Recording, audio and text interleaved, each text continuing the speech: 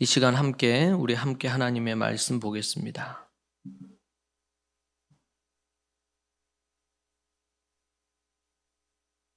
오늘 하나님 말씀 잠언 24장 1절로 6절의 말씀입니다. 잠언 24장 1절에서 6절 말씀.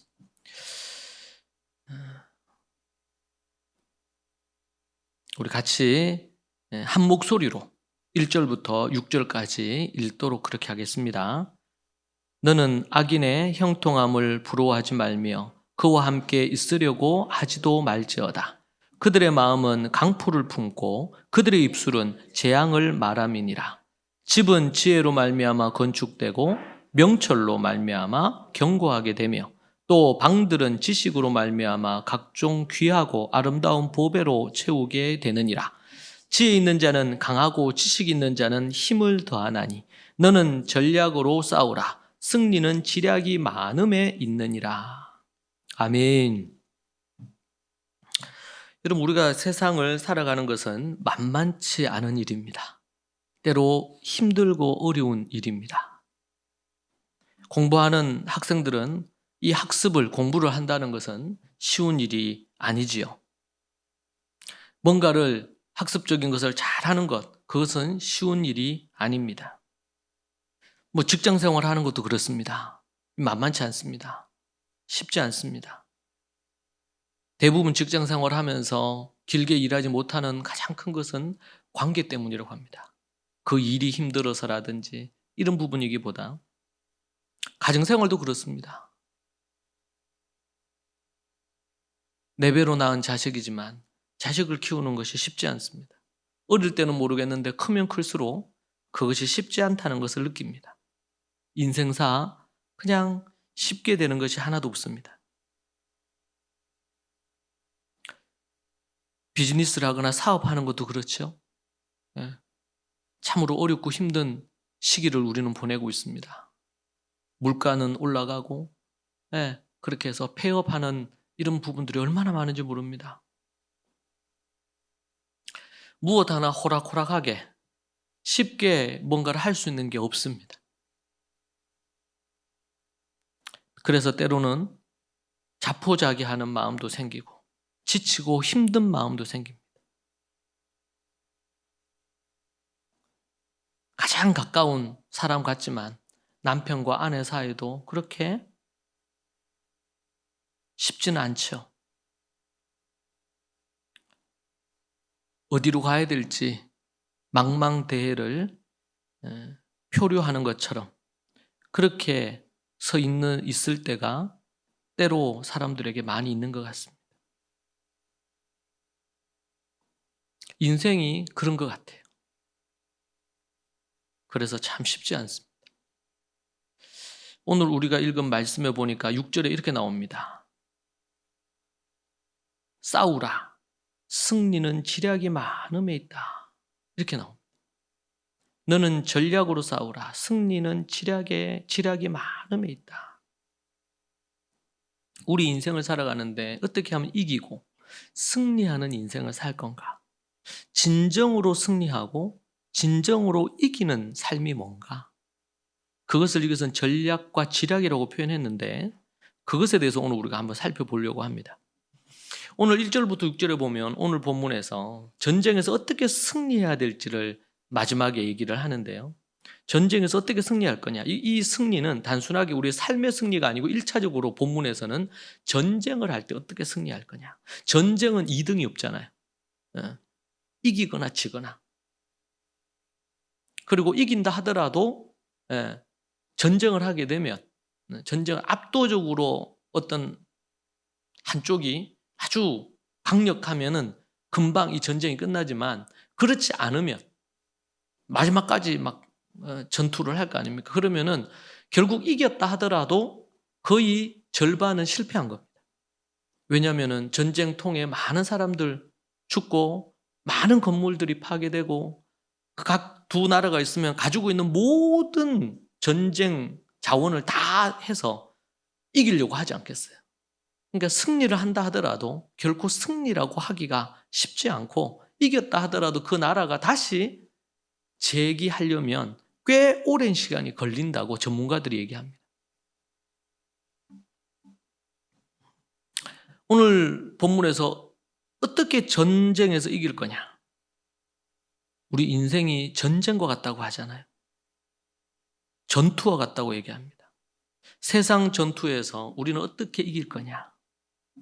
근데 세상 방법으로 이길 거냐?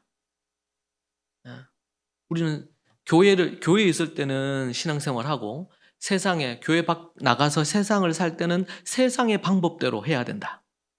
그렇게 사람들이 얘기하는 것을 종종 듣습니다. 안 그러면은 안 된다. 세상 전투에서 세상의 방법대로 해서 싸운다면 크리스찬들이 그리스도인이라고 말하기가 어렵겠죠. 세상 방법으로 하는 거니까. 그리스도인들은 세상 방식으로 싸워 이기기를 원하지 않는 자들입니다. 예수님께서 그렇게 하셨으면 예수님께서 정치적인 메시아로 이 땅에 오셨을 겁니다. 그래서 이스라엘에 있는 총독을 쫓아내고 그렇게 해서 이스라엘을 먼저 회복시키고 그렇게 해서 이스라엘을 통해서 전 세계를 나폴레옹이나 징기스칸처럼 정복하는 일을 하지 않았겠습니까?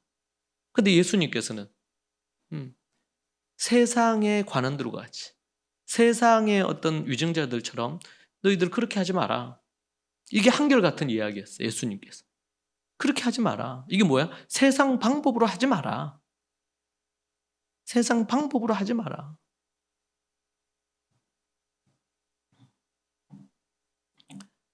그리스도인들은 그러면 세상 방식이 아닌 어떤 방식으로 해야 될까요? 1절에 보면 1절, 2절에 이렇게 나옵니다. 너는 악인의 형통함을 부러워하지 말며 이렇게 나옵니다. 악인의 형통함을 부러워하지 마라. 여러분, 악인들, 하나님을 모르는 악한 사람들, 주님을 믿지 않는 사람들, 지금 이 시대로 하면 교회를 안 다니는 사람들, 다른 종교를 가진 사람들, 예수님 안 믿고 그런 사람들, 여러분 그런 사람들의 악인들의 형통함이 있단 말이에요. 심지어 그냥 이 세상에 사는 사람들 중에 평범한 사람 말고 악한 자들도 있잖아요. 사기치고 다른 사람을 해코지하고 이렇게 하면서 뭔가를 하는 사람들. 악인의 형통함을 뭐하지 마라? 부러워하지 말며. 악인들이 형통할 수 있다는 거예요. 하나님을 믿는 사람보다 악인들이 더 잘 될 수 있어요. 악한 방법으로 살아가고 악하게 하는데 그렇게 살아갈 수 있어요. 근데 부러워하지 말라. 하나님의 방법대로 하는 사람들은 악한 방법으로 해서 어떤 좋은 결과가 나올 수가 있어요. 우리가 자칫 잘못하면은 하나님의 방법으로 하면은 성공한다고 착각하는데 세상의 성공이 안 올 수가 있어요. 하나님 방법대로 해도. 세상 방법으로 하는데 형통할 수도 있어요. 잘 될 수도 있어요. 하나님의 방법으로 하는데 세상에서 성공이라고 얘기하는 것처럼 성공하지 못할 수도 있고 뭐 어떤 경우는 성공할 수도 있겠죠. 그러나 성공을 장담해 주진 않아요. 여러분 사도 바울이 복음을 전하고 전 세계 곳곳에 교회를 개척하고 세웠잖아요. 그런데 결국에는 로마에 가서 단도도에서 목이 잘려서 순교하셨잖아요. 가는 곳곳마다 얼마나 많은 고난을 받고 배신을 당하고 배반을 당하고 억울한 일을 당하고 태장에 40대를 맞는 태장을 여러 번 맞고 이런 고생들 얼마나 했습니까? 그러면은 사도 바울의 그 삶이 실패입니까? 세상에서는 실패한 인생일 수 있죠. 뭔가 이스라엘에서도 이름을 날린 것도 아니고 교회에서만 알아줍니다. 바울. 세상에서는 안 알아줘요. 바울.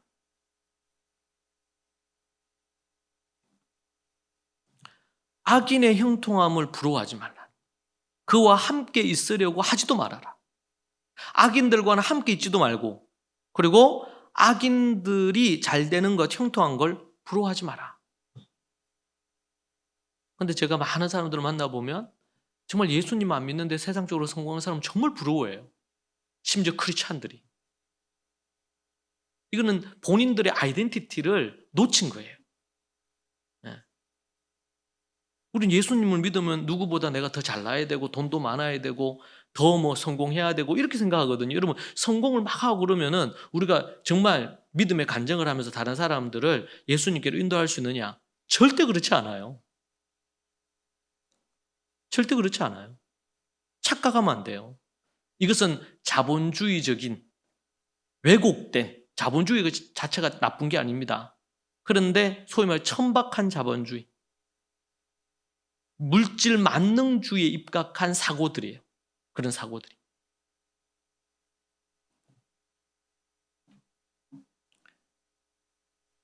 이 절에 보니까 그들의 마음은 강포를 품고 그들의 입술은 재앙을 말한다. 그들의 마음은 강포를 품어요. 사악하고 악한 이런 마음을 품고 살아가는 거예요.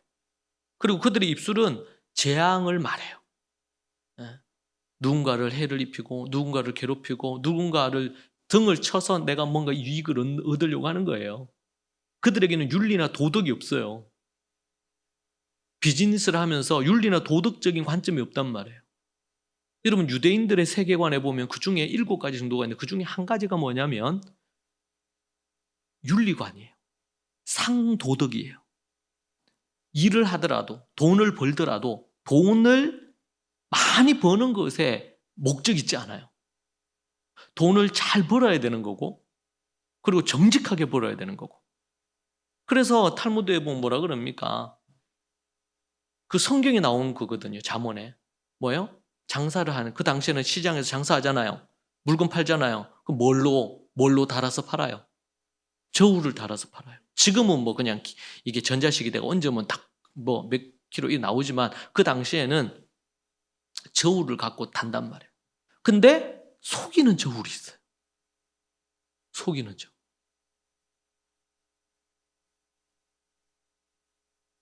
저울로 속이지 말라는 거예요.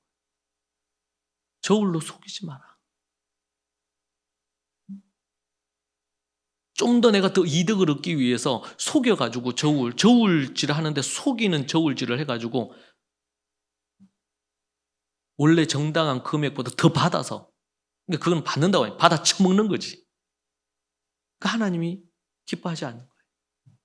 정직하지 않는 거니까. 정직하지 않는 거니까.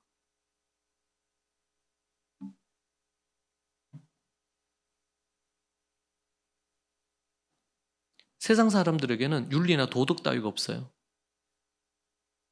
많은 부분. 그리고 그 윤리나 도덕은 그냥 자기 기준에 있어요. 고무줄처럼 자기의 어떤 상황에 따라 늘렸다가 줄였다가도 해요.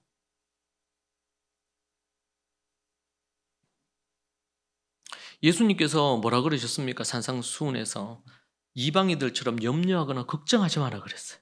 하늘의 새도 먹이시고 들의 꽃도 입히시는데 하나님께서 먹이고 입히지 않겠느냐는 거예요. 그러면서 염려하지 마라. 이방인들이 걱정하는 것처럼 염려하지 마라. 먼저 너는 그의 나라와 그의 의를 구하라. 그래야면 먹고 마시고 입는 모든 것을 더해 주실 거다. 그렇게 말씀하시거든요. 그러면서 염려하지 마라. 염려하지 마라.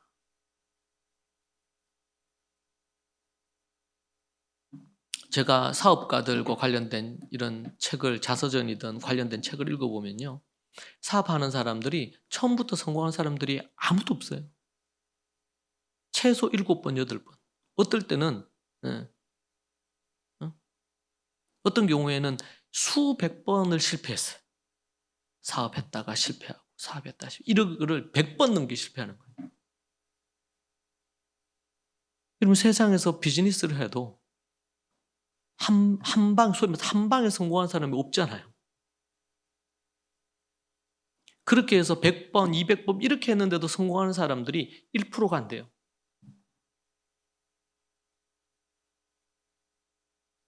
그러면은요, 기본적으로 우리가 어떤 마인드가 필요해요? 내가 할 수 있는 최선, 나중에 뒤에 나옵니다. 어떻게 전략적으로 살 건지. 그 최선을 다합니다. 그리고는 주님께 맡겨야 돼요.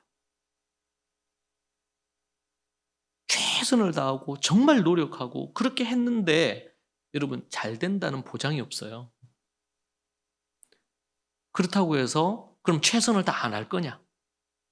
노력하지 않을 거냐? 그건 아니죠. 최선을 다해야 됩니다. 성경은 우리로 하여금 열심을 품고 최선을 다해서 일하라는 거예요. 그런데 그때 가져야 될 마인드가 뭐냐? 성공을 추구하고 성공을 꿈꾸고 성공이 이루어지기를 갈망하고 부자 되기를 꿈꾸고 이렇게 하면 스트레스가 엄청나요. 염려나 걱정과 근심이 끊이질 않아요. 그러면 마음의 평안과 자유가 없죠. 주님이 주시는 것 안에서 최선을 다해요. 그러고 나서 뭐예요? 문제는 그걸 최선을 다했느냐가 문제예요. 그리고 그 다음 뭐예요? 주님께 맡겨야 돼요. 그렇지 않고 내가 이걸 떠안고 있다는 것은 이 일에 대한 주권이, 주도권이 누구에게 있다는 거예요? 누구에게 있다는 거예요? 나한테 있다는 거예요. 여러분 이것은 내 것이 아니고 주님의 것입니다. 주님의 거예요. 우리가 자녀를 교육할 때 하나님의 방법대로, 제가 그래서 얘기를 하는 거예요. 우리가 1세기 초대 성경대로 교육을 해, 자녀를 양육하고 교육해야 돼요. 그 모델이 어디 있어요? 1세기 초대교회에 있거든요. 그래서 제가 1세기 초대교회 계속 얘기를 하는 거예요. 제가 히브리적인 사고의 관점이나 원어적인 관점이나 1세기 초대교회 성도들이 성경을 이해했던 대로 우리가 성경을 이해를 하고 그리고 그 말씀대로 살아야 된다. 이 얘기를 하는 거예요. 왜냐하면 그것이 원로니까, 원조니까 원조. 지금도 유대인들, 예수님을 믿는 유대인들은 다음 세대를 0.1%도 안 잃어버렸잖아요. 거기에 원리가 있는 거지, 원리가. 우리가 딴 데서 자꾸 원리 찾으려고 하면 안 돼요. 미국의 어느 큰 교회, 우리 한국 교회가 그랬잖아요. 윌로 크릭 교회도 따라하고 세들브 교회도 따라하고. 물론 훌륭한 교회들이죠. 근데 그 교회 그대로 카피하려고 했어요. 그래서 관련된 세미나를 한국에 열고 막 했잖아요. 근데 문제는 그 교회들이 무너지는 거예요. 그러니까 우리가 모델로 삼을 수 있는 것은 성경밖에 없고 성경에 특별히 모델로 삼을 수 있는 교회는 초대교회밖에 없어요. 그럼 거기에서 어떻게 그러면은 가정을 세웠나? 여러분, 가정을 세우는 거 없이 교회가 절대로 안 세워져요.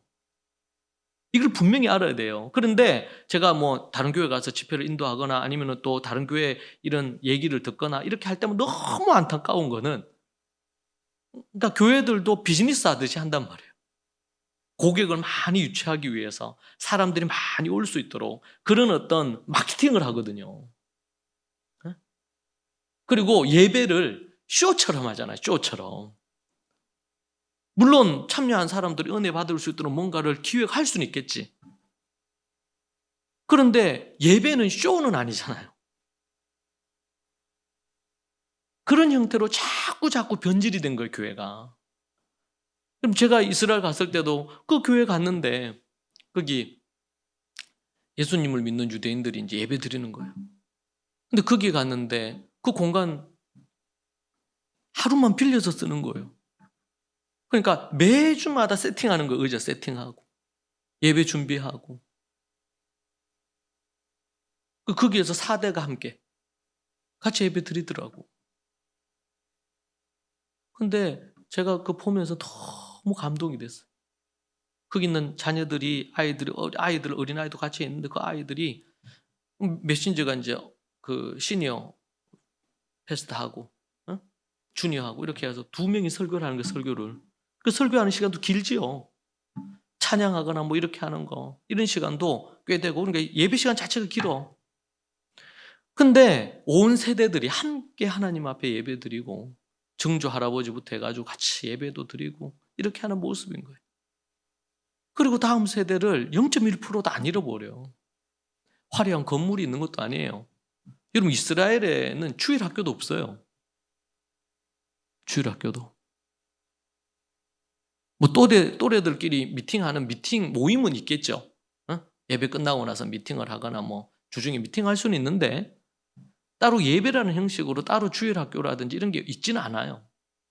그런데 어떻게 다음 세대를 0.1%도 안 잃어버릴까요? 제가 볼 때는 초대교회가 가지고 있는 그 전통을 그대로 가지고 있는 거예요. 가정에서 아이들과 함께 가정 예배를 드리고 아이들 개인과 더불어 일주일에 한 번은 성경 공부를 1대1로 아버지가 어머니가 하고 분위기가 자체가 함께 예배하고 이게 분리가 안 되는 거예요. 그러니까 걔네들이 그 같이 예배 드리는데 연합 같이 모여가 예배 드리는데 그 긴 예배 시간을 청소년이든 애들이든 같이 예배 드리더라고. 그리고 특송을 하는 거예요, 걔네들이. 청소년들이 특송을 준비해서 하는 거예요. 근데 억지로 시켜가지고 하는 게 아니고 정말 예배에 함께 하는 거예요. 그들도 예배자로 함께 예배를 하는 거예요.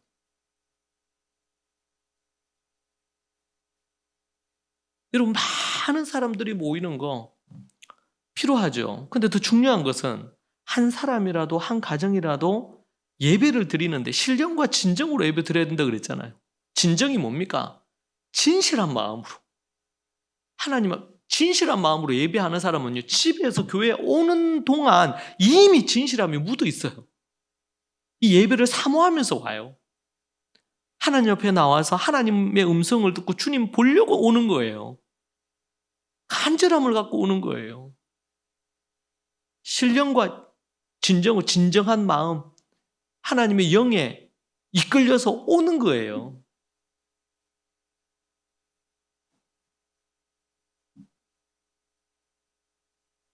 그 하나님을 사랑하는 거죠. 하나님을 사랑. 성경에서 다윗을 얼마나 위대하게 하고 많은 사람들이 다윗을 따라하고 어떤 경우는 어떤 목사님 이름도 다윗으로 바꿨더라고. 응? 너무 다윗이 좋으니까. 근데 여러분, 그 다윗이 어떻게 어릴 때부터 했어요? 목동으로 양을 치면서 하나님을 사랑해서 찬양을 하고 곡을 짓고 가사를 하고 노래를 부르고 그렇게 했잖아요. 어릴 때부터 하나님을 사랑하도록 만들었어요. 근데 자녀를 어릴 때부터 하나님 사랑하는 자녀로 못 만들면요, 결국에는 다윗의 형들처럼 주님 버리고 떠나겠죠. 사무엘의 두 아들처럼 주님을 버리고 타락하겠죠. 그러면은요, 더 이상 웃음이 없어, 그 가정에. 주님 안에서 하나가 되지 못하잖아요. 부모와 자녀가. 조부모와 손자 세대가 하나님 안에서 말씀으로 하나 될 수가 없잖아요.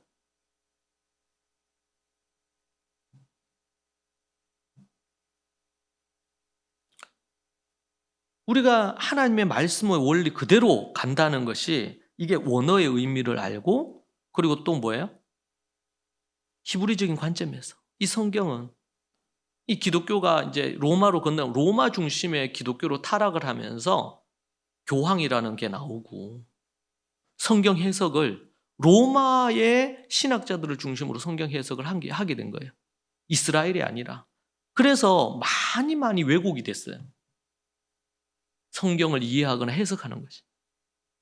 저는 저 개인적으로 성경에 대한 이해를 이제 그런 관점에서 이해하면서 제 신앙에 예수님을 믿은 것이 첫 번째 제 어떤 거듭남이었다면 그 다음 거듭남은 평생을 초등 4학년 때부터 교회를 다녔으니까 평생을 교회를 다녔었는데 그러나 성경에 대한 눈을 완전히 새롭게 뜨게 한 거였어요. 그게 원어적인 이해와 그리고 히브리적 관점에서 이해하는 거였어요. 그게 제가 이제 교육을 하니까 초대교회가 어떻게 자녀를 교육했나 가정에 대한 것을 보면서 초대교회가 가정을 중심으로 돼 있었구나. 그래서 애들 뱃속에 있을 때부터 말씀 하야를 하고 태교를 하고 그리고 애들 태어나면서부터 해가지고 말씀을 하야를 시키고 말씀을 묵상하게 만들고 또 말씀을 연구하고 토론하고 이렇게 하는 걸 하고 그러니까 여러분 스데반 같은 집사가 나온 거잖아요. 스데반 같은 말씀을 가르치고 설교할 수 있는 집사님들이 등장한 거예요. 빌립 집사님 설교도 하고 가르치고 교회도 개척하고 제가 갖는 소망하는 기대와 꿈은 대구교회도 그렇고 경기교회도 그렇고 하나님 앞에 한 사람이라도 빌립 같고 스데반 같은 그런 하나님의 일꾼이 세워지면 이 땅은 소망이 있는 거예요. 한 가정이 한 가정이 초대교회의 가정처럼 그렇게 서기만 하면 이 땅은 희망이 있는 거예요. 여러분, 한국교회가 전 세계에 가장 큰 교회들이 한국에 다 있잖아요. 감리교, 장로교, 가장 큰 교회가 한국에 다 있어요. 건물도 엄청나죠. 수백억을 들여서 교회도 짓고. 그리고 교세도 얼마나 큰 자랑거리였어요. 그런데 초대교회하고 비교가 안 되죠. 초대교회 7 집사님들의 그 역량의 모습과 비교가 안 되잖아요, 한국교회가. 여러분, 전 세계 세계사에서는 일본의 신학을 더 쳐줍니다. 한국교회하고 비교가 안 돼요. 숫자적으로나 교회 사이즈로 보면. 근데 여러분, 일본에서의 신학자들이 세계적인 인정을 받습니다. 다른 거예요. 그래서 이제 유명한 신학자들이 한국은 안 와도 일본은 꼭 가는 거예요. 이 아시아로 왔을 때. 이제 최근 들어서 좀 달라진 부분이 있긴 한데,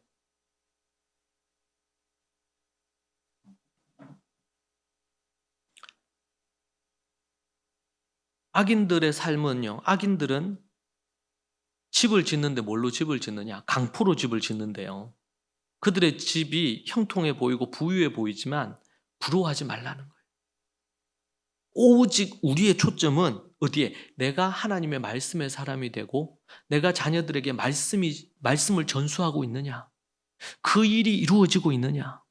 여러분, 이 일이 이루어져야 믿음과 착한 양심이 내 자신에게부터 내 자녀에게까지 흘러가서 내 자녀에게 믿음과 착한 양심이 있느냐?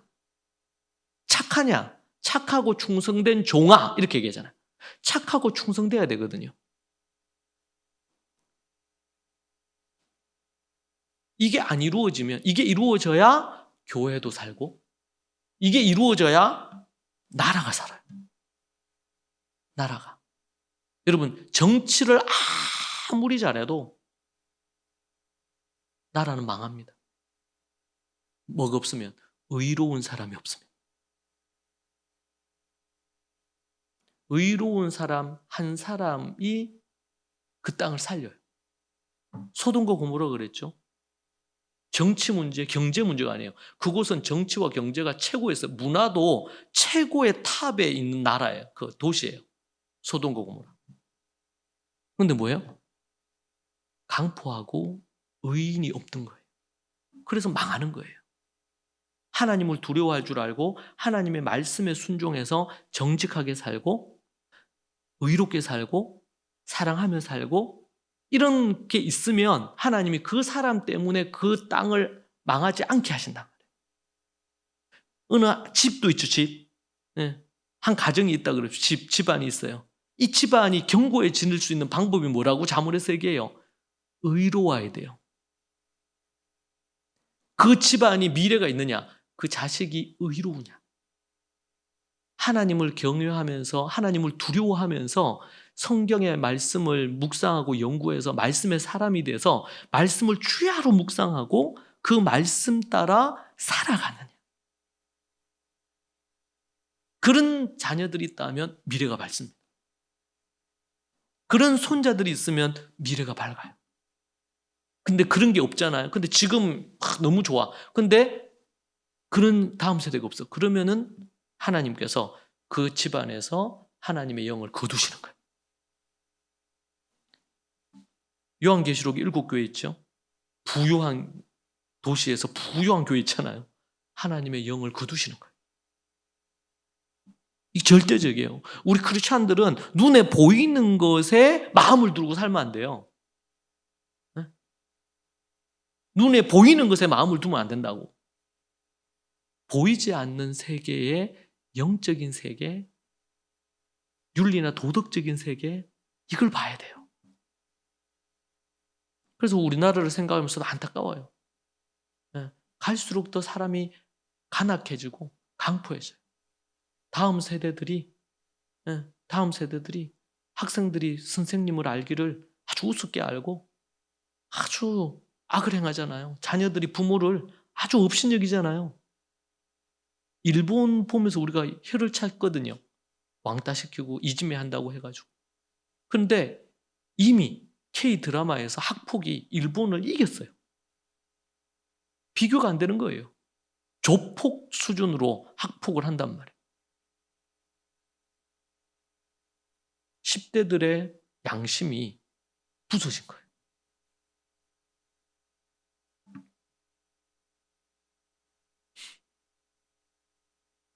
악인들의 집은요, 강포로 집을 짓고 그렇게 해요. 그리고 허례의식이 많아. 형통해 보여요. 부유해 보여요. 잘 나가는 것처럼 보여요. 그러나 3절을 볼까요? 집은 뭘로 지어야 돼? 지혜로 말미암아 건축되고 명철로 말미암아 견고하게 되고. 저는 처음에 이 구절이 이해가 안 됐어요. 집을 지혜로 짓는다고? 지혜로 짓는 게 뭐지? 명철로 견고하게 한다고? 집을 튼튼하게 견고하게 하는 게 명철이라는 거예요. 또 방들은 지금 집을 건축하고 견고하게 뼈대를 만들고 건축을 하겠죠. 그 안에 방을 넣을 거 아니에요. 집 안에. 방을 넣을 때 방은 뭘로 하고? 지식으로 말미암아. 지식으로 방을 꽉꽉 채우는 거예요.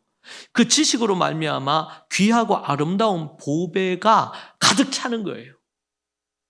중요한 단어 3개 나왔죠. 하나는 지혜, 하나는 명철. 지혜, 명철은 지혜롭게 행하는 행위를 얘기합니다. 지혜와 명철, 그리고 또 뭐예요? 지식.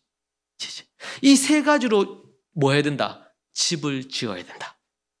여러분, 가정을 지을 때 뭘로 지어야 되느냐? 지혜와 명철과 그 방은 지식으로 채워야 돼요.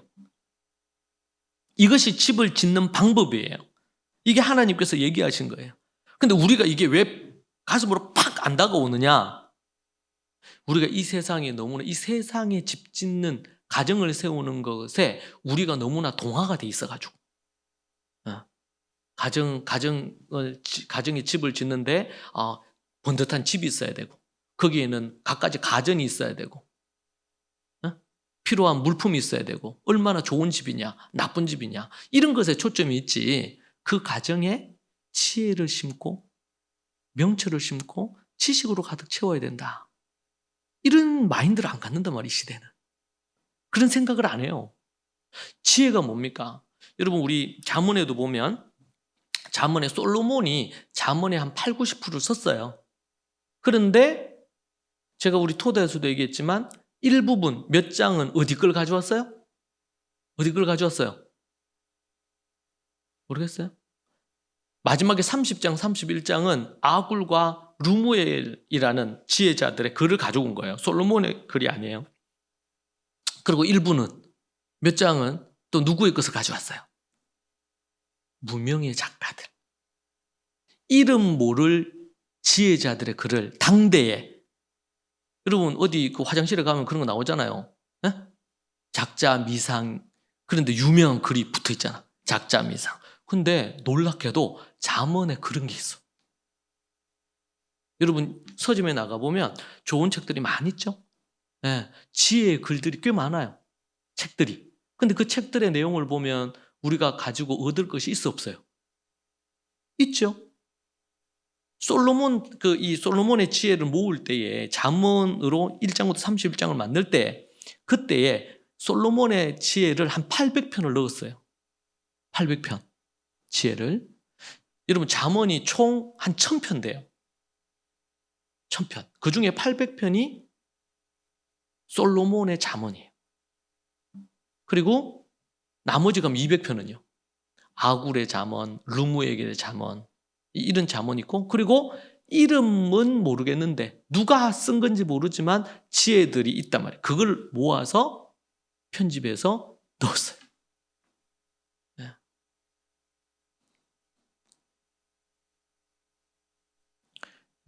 일반 은총 속에 이 세상에 하나님의 지혜가 이 세상에 퍼뜨려져 있는 거예요. 뿌려져 있는 거예요. 그래서 보면 여러분 어떤 철학자들이, 어떤 지혜자들이 얘기한 것을 들어보면 성경에 하나님의 말씀하고 유사한 것들이 많거든요. 네. 일부분은 다른 종교에서 얘기하는 건데 성경의 말씀, 예수님의 말씀과 유사한 것도 꽤 있어요. 이건 뭐예요? 지혜라고 할 수가 있어요. 어떻게 사는 것이 지혜롭게 사는 건지 가정에서 이 시대의 가정에는 얘기 안 하잖아요. 공부해라, 밥 먹자, 뭐 이런 얘기는 할지 몰라도 어떻게 사는 것이 지혜로운 건지. 지난주 주일날 제가 여러분에게 주보에 얘기했죠. 돈으로 약을 살 수는 있어도 뭘 못 사요? 건강은 살 수가 없어요. 돈으로 집을 살 수는 있어도 뭔 못 사? 행복한 아름다운 가정을 만들 수는 없어요. 돈으로 그렇게 만들 수 있는 게 아니에요. 유명한 신학자가 얘기한 건데 되게 감동적이더라고요. 인생의 가치를 얘기할 수 있는 너무 좋은 거죠. 방을 지식으로 가득 채우는 거예요. 그게 뭐라 그랬어요? 귀하고 아름다운 보배라는 거예요. 이 지식이 5절에 지혜 있는 자는 강하고 지식 있는 자는 힘을 더하나니 이렇게 돼 있어요.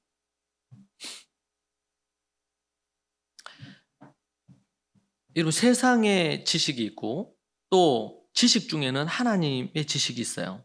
세상의 전략이 있고 세상의 지략이 있어요. 그리고 또 세상에 하나님의 지략이 있고 하나님의 전략도 있습니다. 대표적으로 우리가 볼 수 있는 게 야고보서 4장이에요. 야고보서 한번 4장 한번 찾아보시겠어요? 야고보서 4장에 보면 4장 11절 이런 말씀 나와요. 형제들아 서로 비방하지 말라. 형제를 비방하는 자나 형제를 판단하는 자는 곧 율법을 비방하고 율법을 판단하는 것이라. 내가 만일 율법을 판단하면 율법의 준행자가 아니요 재판관이로다.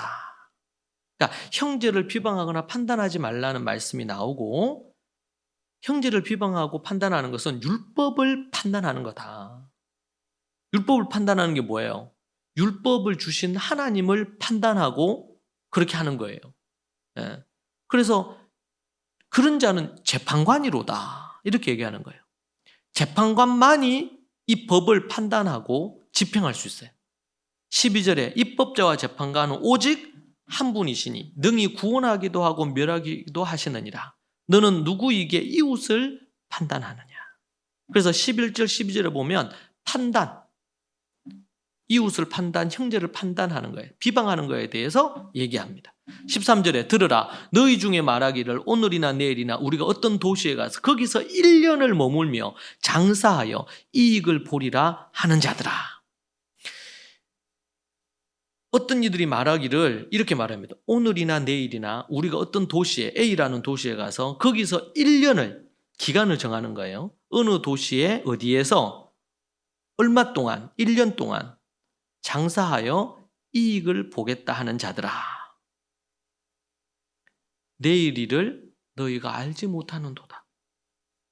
너희 생명이 무엇이냐? 너희는 잠깐 보이다가 없어지는 안개가 아니냐? 여러분 사람은 안개와 같은 존재예요. 내일을 장담할 수 없어요. 며칠 전이 저희 아버님 기일이었는데 제가 그 아버지하고 마지막 만났을 때 다음 주에 약속을 잡았단 말이에요. 아버지하고 어디 영덕에 가기로 아버지 친구 뵙는데 제가 모셔다 드리기로 했어요. 영원히 지키지 못할 약속이 돼버렸어요. 아버지 그때 뵙고 한 이틀 안에 돌아가셨으니까. 잠깐 보이다가 없어질 안개와 같은 것이 인생이에요. 그런데 이 땅에 많은 사람들은요, 영원히 살 것처럼 생각하고 살아요. 내일 무슨 일이 일어날지 생각하지 않고 영원히 살 것처럼 생각하고 살아요. 어리석은 거잖아요, 이게. 내일 어떻게 될지 모르는데 어느 도시에 가서 1년 동안 내가 뭘 하고 장사해서 많은 이익을 얻어야 되겠다. 이런 생각을 한다는 거예요. 자, 그렇게 하는 게 있는가 하면 15절을 보니까 너희가, 그러니까 13, 14절과 대조되는 게 15, 16절인데요. 15절에 너희가 도리어 말하기를 주의 뜻이면 우리가 살기도 하고 이것이나 저것을 하리라 할 것이거늘. 여러분 13, 14절과 15절의 가장 큰 차이가 뭐예요 지금? 13, 14절에서는 시작점을 정했어요. 언제? 오늘이나 내일. 그리고 어느 도시, A라는 도시. 거기서 1년이라는 시간 동안 내가 이런 비즈니스로 해서 엄청난 수익을 얻어야 되겠다. 이렇게 딱 정한 거예요. 자, 그런데 거기에 비해서 15절에는요. 너희는 도리어 어떻게 얘기해? 13절, 14절처럼 하지 말고 어떻게 해야 된다고? 주님의 뜻이면, 주의 뜻이면 우리가 살기도 하고 이것이나 저것을 하리라. 13, 14절과 15절의 가장 큰 차이가 뭐예요? 주님의 뜻이 무엇인가? 이게 가장 큰 차이예요. 여기에는 주님의 뜻이 있어요. 주님의 뜻이면 내가 이것을 하겠다. 그런데 앞에서는요. 주님의 뜻은 내팽개치고 없어요. 뭐가 있어요? 내가 어느 도시에 얼마 동안 어떤 비즈니스로 얼마의 수익을 내가 얻어내겠다. 여러분, 우리가 생각할 때 어느 게 더 전략적이에요, 지금? 전자가 전략적이에요? 후자가 전략적이에요? 전자가 더 전략적으로 보이잖아요. 어느 시점에서 할 건지, 얼마 동안 할 건지, 어디에서 할 건지, 무엇을 할 건지, 그래서 수익은 얼마나 낼 건지. 이게 너무나 구체적이잖아요. 마스터 플랜이 딱 짜여져 있잖아. 그런데 15절은요. 주님의 뜻이면, 주님이 말씀하시면 내가 살기도 하고, 여기에 살 수도 있고 저기에 살 수도 있고, 주님의 뜻이면 이것이나 저것을 내가 하리라. 여기에는 전략도 없는 것처럼 보여요. 그런데 15절이 최고의 전략이에요. 주님의 뜻이라는 것이 이것을 압도하고 있어요. 주님의 뜻이면, 그렇다고 해서 이것이 최선을 다하지 않는다든지, 노력을 안 한다든지, 애쓰지 않는다든지, 열심히 안 한다든지 이런 게 전혀 아니에요. 주님의 뜻인 게 중요한 것이죠. 16절에서 이제도 너희가 허탄한 자랑을 하니, 여러분 14절 15절로 하면요 자기가 계획을 철저히 세웠잖아요. 자, 그런데 그렇게 해서 뭔가 성공을 했다 그럽시다. 목적을 이루었어요. 원하는 계획을 해서 돈을 벌었어. 그럼 어떻게 될까요? 뭘 얘기할까요? 뭘 얘기할까요? 내가 이렇게 하니까 이렇게 되더라. 여러분 얼마나 수많은 사업가들이 성공 책을 서점에 나가보면 그 성공 사례들 얼마나 많아요. 그 얘기가 다 뭡니까?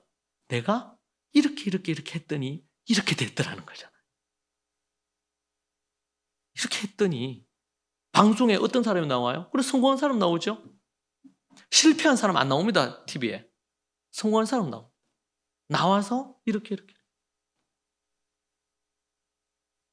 주도적으로, 내 주도적으로 어떤 걸 계획해서 이런 목표를, 이런 걸 이루어야 되겠다. 이것과 주님의 뜻이면 내가 갈 건데 주님이 이렇게 하라고 하셔서 내가 이걸 했다. 그렇게 했는데 이 결과가 잘 될 수도 있고 안 될 수도 있어요. 그건 주님께 있는 거예요. 왜? 우리는 청직이니까.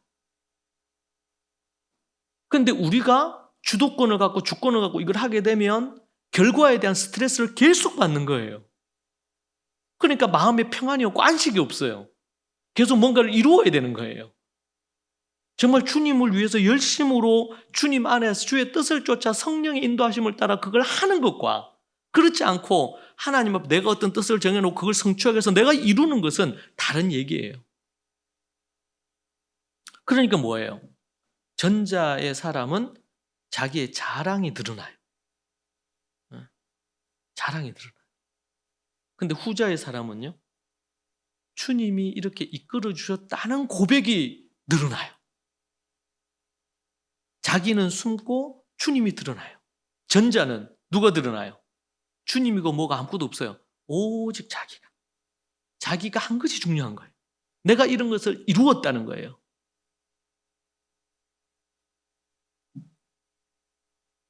결론적으로 17절, 그러므로 사람이 선을 행할 줄 알고도 행하지 않으면 죄라는 거죠. 지금 앞에서 선을 얘기해 줬어요. 주님의 뜻대로 어디에 가고 무엇을 하고 해야 된다는 거예요. 내 뜻이 아니고. 주님의 뜻으로 했으면 그것이 실패해도 하나님께 영광이에요. 왜냐하면 그거는 실패가 아니니까. 왜? 주님 뜻대로 한 거잖아요, 내가. 주님 뜻대로 내가 했잖아요. 주님 뜻대로. 그게 중요한 거예요, 지금.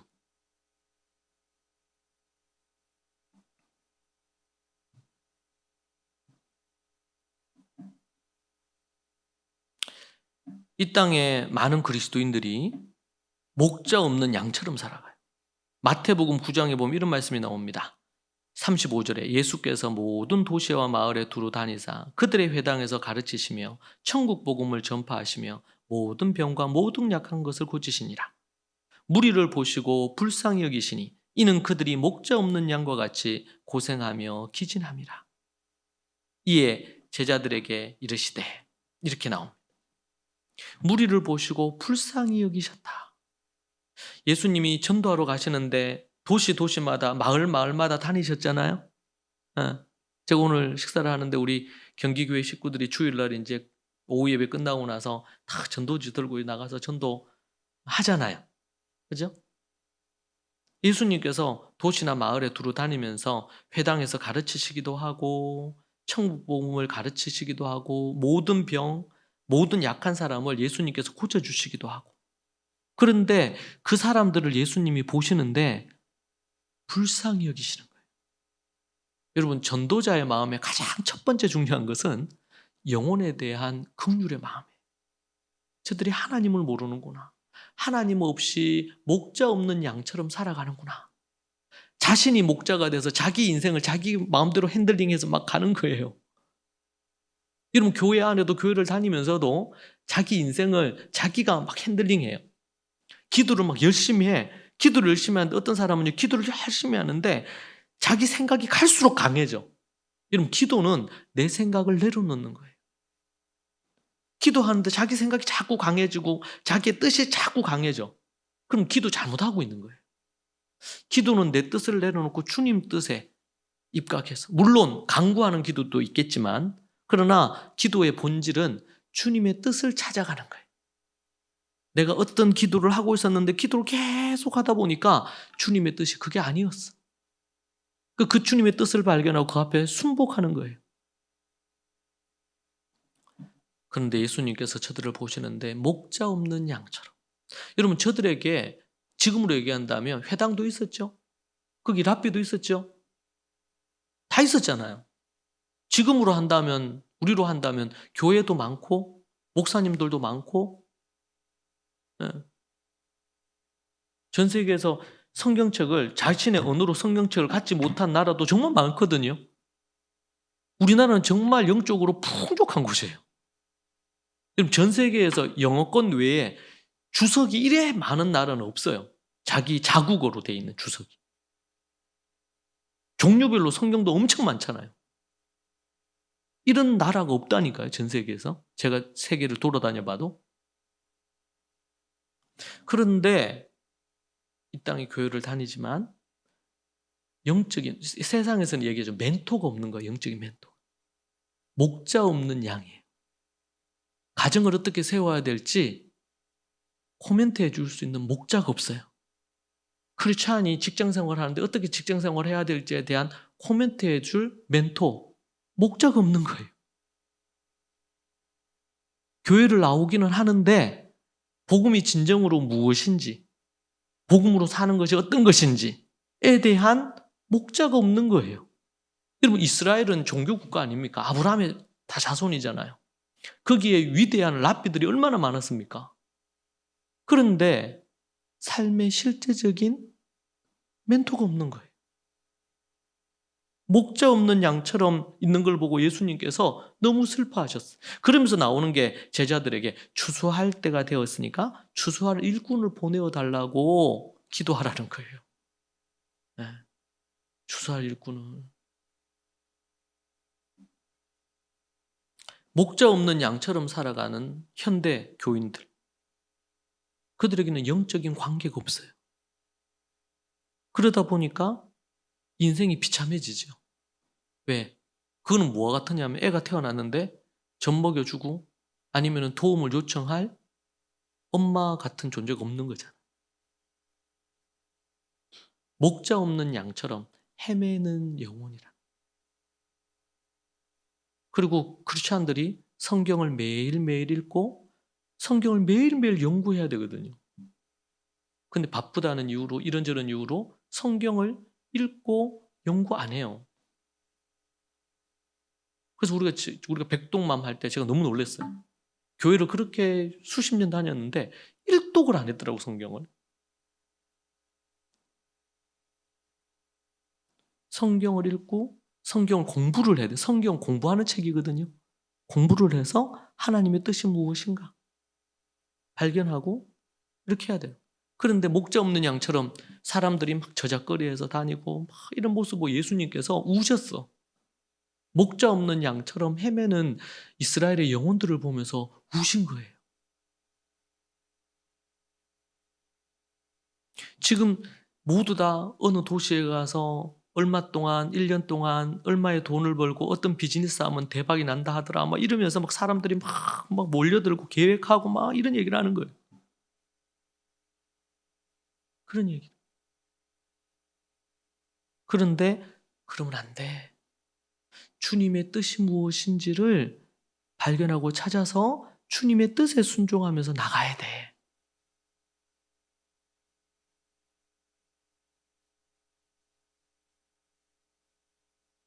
우리가 침례를 받는다는 것이 어떤 의미냐면, 침례를 받는다는 것은 내가 죽어서 그리스도의 몸 안으로 들어간다는 거거든요.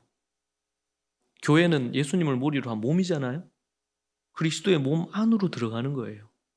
내가 죽어서 몸 안으로 들어. 이 말은 뭐냐면 좀 불편한 거예요. 왜? 그전에는 내 마음대로 하면 됐어요. 그런데 몸 안으로 들어가면 몸의 기능을 따라서 내가 움직여야 되는 거예요. 몸의 기능을 따라서. 나는 죽었으니까 이젠 그리스도 안에서 어떻게 할 건지. 그래서 다윗의 위대함 중에 하나는 모든 것을 하나님께 물었어요. 개인적으로도 묻기도 했지만 주로 누구를 통해 물어요? 선지자를 통해서 물었어요. 나단 선지자, 갓 선지자를 통해서 물었어요. 지금 이렇게 위기 가운데 있는데 지금 이 적군을 쫓아가는 게 좋겠냐 안 좋겠냐, 그걸 물어요, 선지자한테. 그 선지자가 하나님 앞에 기도합니다. 영적인 관계가 형성이 돼 있는 거예요. 사울 왕이 왜 실패하고 망했습니까? 영적인 관계에 있는 솔로몬의 말에 순종을 안 했어요. 그리고 솔로몬에게 사무엘에게 묻질 않았어요. 자기 원하는 대로 했어요. 그렇죠? 솔로몬의 아들인 르호보암이 실패한 게 뭡니까? 지혜자들에게 묻지 않고 누구에게 물어요? 친구에게 묻잖아요. 그러니까 르호보암은 친구 때문에 망한 거예요. 친구 중에서 누구 한 명이라도 저 지혜 있는 자들의, 장로들의 말을 들어라, 이런 얘기를 누가 한 명이라도 해줬으면 얼마나 좋았어. 근데 그렇게 하지 않았죠. 생각 없는 친구들은 아무리 한 트럭이 있어도 아무 소용이 없어요. 영적으로 통하지 않는 거예요. 다윗과 요나단 같은 이런 친구가 필요해. 근데 누구예요? 르호보암은 그렇게 하잖아. 지혜자에게 묻지 않았고 지혜가 있는 장로들에게 묻질 않았어. 영적인 지도자에게 묻질 않았어. 자기 마음대로 했어.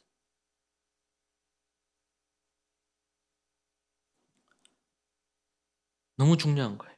목자 없는 양이다. 여러분, 이 시대의 교회 안에 목자 없는 양들이 얼마나 많은지 모릅니다. 그리고 뭐예요? 자기 원하는 대로 어떤 걸 결정하고 행동하고 살아가요. 교회는 다니지만 그게 보편화되고 있어요. 미국의 이 개인주의적인 이런 패턴이 신앙도 개인주의적인 패턴으로 바뀌면서, 그러면서 공동체적인 마인드를 안 가져요. 그러니까 우리가 침례를 받는다는 것은 내가 죽고 내 안에 그리스도가 사는 거거든요. 그 말은 뭐냐면 내 뜻을 내려놓고 하나님의 뜻이 무엇인지 묻는 거예요. 근데 이걸 싫어해요, 사람들이.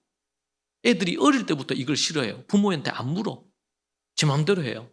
그리고 일 터지고 나서 수습을 해달라고 얘기를 한단 말이에요. 어리석은 거죠. 멍청한 거고. 지혜자들의 얘기를 귀담아 듣는 거 너무 중요한 거예요. 자, 승리를 위해서 실제적인 전략을 7가지로 정리하겠습니다. 첫 번째, 먼저 하나님의 뜻을 알아야 됩니다. 그러기 위해서는 성경을 읽고 반드시 성경을 공부해야 됩니다. 이게 뜻이 무엇인지. 그리고 묵상하고 실천해야 돼요. 여러분, 바른 지식이 전제가 되지 않으면 그 사람이 기도를 많이 하는 기도하는 사람이야. 그런데 성경을 공부하지 않았어요. 그 기도가 미신적인 기도가 될 가능성이 99.9%예요. 하나님의 뜻을 알아야 됩니다. 첫 번째. 두 번째. 그래서 아까 전에 우리 야고보서 4장에서도 하나님의 뜻을 알아야 된다 하고 나오죠. 하나님의 뜻대로 한다. 두 번째는 전략 두 번째. 우리가 읽은 그 말씀 6절이요. 6절. 너는 전략으로 싸우라. 승리는 지략이 많음에 있느니라. 이 말을 좀 더 풀면요. 원어의 그 부분으로 의미를 보면 너는 전쟁하기에 앞서 전략을 세워라. 승리는 이런 전략을 이루는 것이 전술이잖아요. 전술적인 조언을 많이 받아야 된다. 이렇게 나오는 겁니다. 이게 이제 승리는 지략이 많음에 있다. 이렇게 표현을 했는데 이게 좀 더 구체적으로 들어가면 이 전략을 구체적으로 이루는 전술에 관련해서 전문가들의, 지혜자들의 조언을 많이 들어야 된다. 그래야지 뭐 한다? 전략을 짜고 그 전략에 대한 구체적인 전술을 여러 많은 전문가들이 함께 머리를 싸매고 씨름해서 이걸 짜야 된다. 조언을 들어야 된다는 거예요. 그러니까 성경에서 우리에게 비둘기처럼 순결해야 돼요. 순결. 의롭고 깨끗하고 정직해야 돼요. 또 하나는 뭐예요? 뱀처럼 지혜로워야 돼요. 여러분, 우리는 뱀 보면 막 징그럽잖아요. 근데 예수님께서 뱀이 지혜의 상징이에요. 지혜의 동물 뭐예요? 뱀이에요. 뱀. 그러니까 뱀 무시하지 마세요. 창세기 2장에서 뱀 나왔다 해서 너무 싫어하지도 말고. 예수님이 뱀을 어떻게 했어요? 지혜의 동물이다. 뱀과 같아라. 비둘기같이 순결하고 뱀처럼 아주 지혜로워야 된다. 이거는 뭐 약사 빠르거나 사악하라는 말이 아니에요. 자, 그래서 그럼 어떻게 전략을 해야 되겠어요? 첫 번째가 하나님의 뜻을 알아야 되고 그러기 위해서 성경을 공부해야 됩니다. 성경을. 두 번째는 그것을 바탕으로 기도해야 됩니다.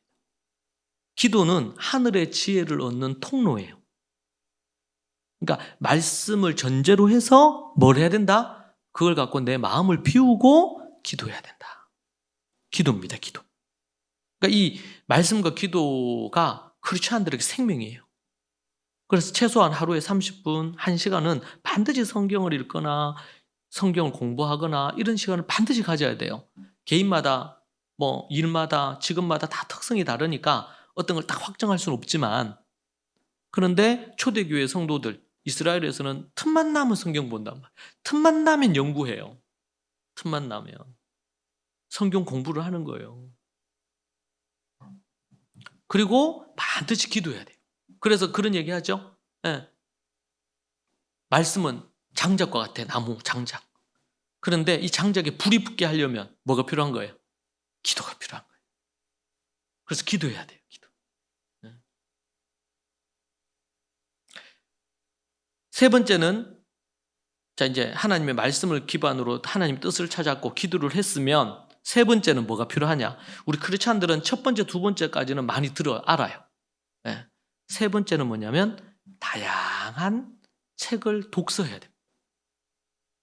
위에 두 가지를 기반으로 관련 분야의 다양한 책을 섭렵해야 돼요. 이스라엘에서는 초대교회 성도 이스라엘에서는 유대인들이 13살 때까지 하나님의 말씀으로 딱 틀을 만들죠. 모세오경을 다 하야하게 하고 성경을 공부하게 하고 그리고 13살 때부터는 성경을 연구해요. 그러면서 동시에 같이 하는 게 뭡니까? 이제 책을 읽게 합니다. 그리고 이제는 18살, 19살이 되고 나면 성인 때 그때부터는 전문 분야의 책들을 많이 읽어요. 그렇게 해서 말씀의 토대 위에 그 위에 뭐예요? 전문 분야의 서적들을 많이 읽습니다. 그래서 다니엘서 1장에도 보면 뭐가 나옵니까? 다니엘이 하나님께서 지혜를 주셔서 서적을 깨닫는 능력을 많이 주셨다. 다른 이들보다 10배나 뛰어나도록 그렇게 해주셨다. 이런 게 나오죠. 관련 분야의 다양한 책을 섭렵하는 것입니다. 우리가 자녀를 키울 때도 자녀가 어른이 되고 나면 그 자녀들이 성장할 때 계속 옆에서 어떻게 키워줄 수 없잖아요. 그런데 책 읽는 습관이 만들어져 있으면 이것이 다른 어떤 것보다 즐거워지면 책 읽는 것이 그러면 앞으로 그 아이가 어떤 인생을 살아갈 때 문제가 생길 때마다 하나님의 말씀 앞으로 기도 앞으로 가고 그 다음은 책을 통해서 수천 년 동안 내려오는 이런 지혜자들의 선조들의 좋은 책을 통해서 인생을 개척해 갈 수 있단 말이에요. 그래서 독서하는 게 너무 중요합니다. 근데 크리스찬들이 책을 정말 안 읽어요. 저도 돌아보면 신앙서적을 많이 읽었지 이 세상 책들을 너무 안 읽었더라고요. 요즘 이제 수년 전부터 정말 책을 부지런히 읽습니다. 각 분야의 책을. 필요해요.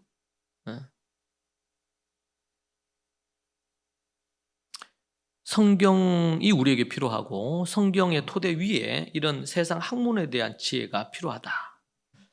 개미에게도 배우라 그랬잖아요. 게으른 자여 개미에 가서 배우라는 거예요. 개미에게도 배우고 우리는 뱀에게 가서 배워야 돼요. 심지어 원수에게도 배울 자세를 가지고 해야 돼요. 여러분 아무리 악한 사람이라도 배울 게 있을까 없을까요? 있어요. 아무리 못 배운 사람도 배울 게 있어요. 그러니까 겸손히 배우려는 자세를 가져야 돼요. 그래야지 뭔가를 얻을 수가 있어요. 근데 우리 크리스찬들은요, 우리 하나님의 자녀다 이렇게 하면서 좀 뻗대는 경향이 있어. 그러면 안 돼. 겸손한 마음을 가져야 돼요. 크리스찬들이 교만하고 뭔가 다 아는 것처럼 행동하잖아요. 그러면 복음의 문을 막아요. 배우려는 자세. 이런 게 너무 중요합니다.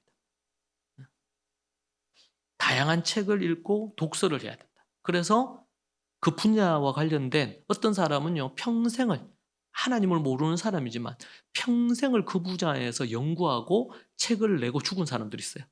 그럼 거기에서 연구한 그 내용들이 유익할까 안 할까요? 유익해요 안 해요? 유익하죠. 여러분 해군에서는 누구죠? 이순신 장군의 그 전략이라든지 전술이라든지 해군 관련된 이런 거를 지금 세대들도 이순신 장군의 그 전략과 전술 그런 것들을 배운대잖아요. 아주 옛날 옛적에 열 몇 척으로 수백 척의 그 군함들을 싸우고 이렇게 했던 거에 대해서 전투 전략이겠죠. 네 번째는 멘토가 있어요. 삶에 있어서 멘토가 필요해요. 다양한 책이 멘토가 될 수도 있는데 또 멘토가 있으면 유익합니다. 근데 여러분 겸손한 자만이 멘토를 얻을 수가 있어요. 겸손한 사람들. 얘기합니다. 나에게도 누가 멘토가 있어 나를 이끌어줬으면 좋겠다. 근데 내가 그런 사람들 보잖아요. 그럼 그 사람 인생에 멘토들이 많이 있었어요. 그런데 겸손히 그 사람에게 뭔가 배우려고 하는 기본 겸손함이 없다 보니까 묻지도 않고 또 어떤 조언을 해주면 그걸 듣고 거기에서 뭔가 좋게 반응을 안 한 거예요. 그러니까 멘토가 좋은 관계가 계속 이어지지 않는 거죠. 멘토, 우리 인생에 정말 필요합니다. 먼저 그 길을 걸었던 사람, 어떤 부분이든 간에. 그러니까 제가 이제 그 박사과정 공부를 하고 논문을 쓰고 이렇게 하면서 학문을 하면서 가장 큰 도움을 받았던 것 중에 하나는 뭐냐면 겸손해진 거예요. 그 공부를 하기 전에는 내가 잘난 줄 알고 내가 똑똑한 줄 알고 이랬단 말이에요. 그런데 그 분야에서 학문을 하잖아요. 그런데 이미 수십 년 동안 그 분야를 연구한 사람들의 자료들이 있어요. 어떤 사람은 막 30년씩 그 분야만 연구했어. 제가 이제 논문 쓰거나 박사 논문 쓰거나 이렇게 할 때는 1년, 길면 2년 정도 안에 쓰는데 어떤 사람은 그 분야에 연구가 10년, 20년, 30년 된 사람이 있어요. 여러분, 그런 사람들의 책이 아무리 똑똑하고 이렇게 하더라도 그 분야에 1년 연구한 사람하고 비교가 될까 안 될까요? 안 돼요. 근데 그런 사람들의 책을 보잖아요. 그러면 읽으면 참 감탄이 나와요. 야, 참 대단하다. 그러면서 배우죠.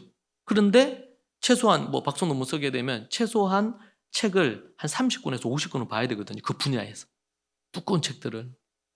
근데 그런 걸 읽으면서 참 이 땅에 정말 훌륭한 사람들이 많구나. 이 분야에 있어서 이렇게 깊은 연구를 한 사람이 많구나. 여러분, 어떤 신학자는 사도행전만 갖고 자기 평생, 일평생을 50년 넘게 연구하고 그 사도행전만 연구하다가 죽은 사람도 있어요. 그렇게 해서 만들어 놓은 게 사도행전 주석이거든요. 물론 그게 완벽하지 않을 수 있죠. 그러나 그 관련된 부분에 뭔가 단어 하나 있으면 그 길을 다 이스라엘도 찾아가고 찾아가서 연구해서 그걸 갖고 또 책을 쓰고 논문을 쓰고 이렇게 하는 거예요. 학문을 하는 것의 유익한 점이 뭐냐면 우리가 겸손해질 수 있어요. 내가 아는 게 다가 아니구나. 내가 아는 게 다가 아니구나. 여러분, 정치적으로도 그렇잖아요. 어떤 부분에 뭐 그 정권이 뭐 적폐다 그러고 막 이렇게 했잖아요. 그렇게 하면 안 되거든요. 상호 협력하는, 우리가 막 이런 양극단에 있는 부분은 배제를 해야 되지만 이 보수와 진보는 건전한 경쟁 관계에서 이게 발전해 가야 되거든요. 국가의 이익을 생각하고 국민의 이익을 생각하면서. 그러면 뭐예요? 정치 진영에서 상대 진영의 책을 반드시 읽어야 돼요. 어떤 생각을 하나. 그렇지 않으면 계속 뭐합니까?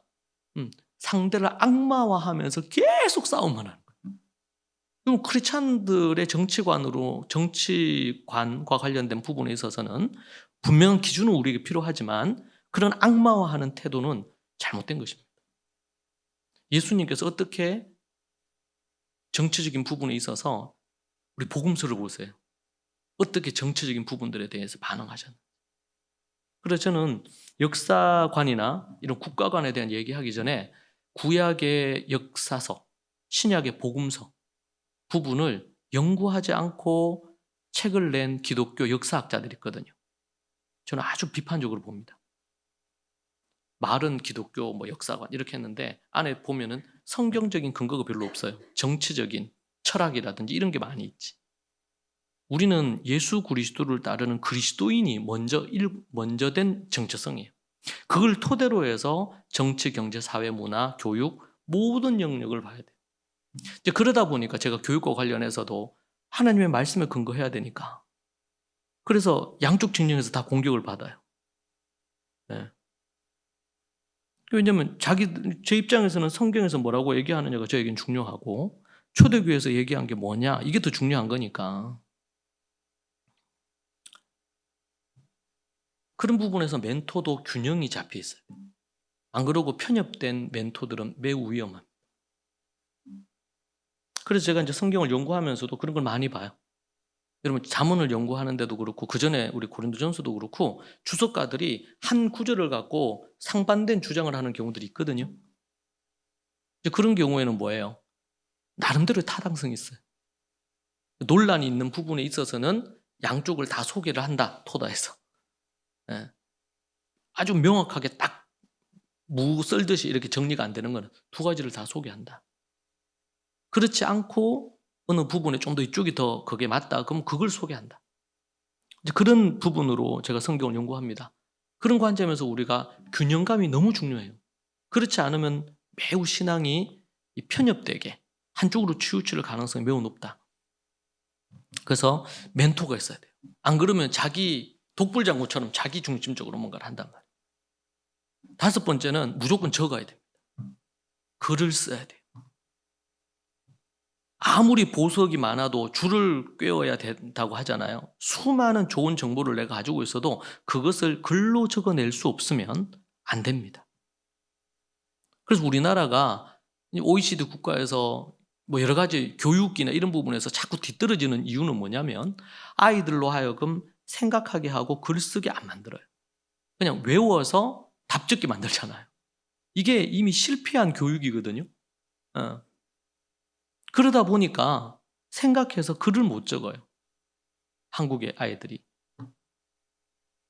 이제 AI가 등장하는 시대가 되고 그러면 그런 사람들은 이제 다 AI로 대체가 돼요. 사고력이 어떻게 되는가, 창의력이 어떻게 되는가, 상상력이 어떻게 되는가. 자기 생각을 하고 자기가 글을 적을 수 있느냐. 이게 이제 중요한 부분입니다. 글을 쓰는 거. 이제 그런 것들을 통해서 뭐예요? 전략, 지략을 얻는 거예요. 여섯 번째는 전략을 세우면 반드시 실행을 해야 돼요. 여러분, 현대인들이 갖는 매우 두드러진 문제점은 뭐냐면 생각은 많이 하는데 행동을 안 해요. 우리 크리스찬들도 그렇죠. 듣는 건 많이 알아요. 그런데 행동하진 않아요. 성경을 읽어야 되는 거 알아요. 근데 성경을 안 읽어요. 기도해야 되는 거 알아요. 기도를 안 해요. 내가 선을 행해야 되는지 알면서 선을 베풀질 않아요. 누군가 우리가 구제해야 되잖아요. 자기 수입의 1%가 됐든 얼마가 됐든 간에 나누어야 되잖아요. 그걸 모르는 사람이 없어, 크리스찬들이. 그런데 나누질 않아요. 실행력이 없는 신앙은 그것은 헛것입니다. 야고보서 얘기한 것처럼 죽은 신앙이에요. 행함으로 가야 돼요. 물론 우리가 100% 할 수는 없을 수도 있어요. 그러나 그것을 추구해 가야 된다. 전략을 세웠으면 전략을 실행할 수 있는 구체적인 행동력이 있어야 돼요. 실행력이 있어야 어떤 결과를 만들어냅니다. 일곱 번째로, 마지막으로는 더 나은 전략을 추구하고 수정하면서 계속 보완, 발전시켜야 돼요.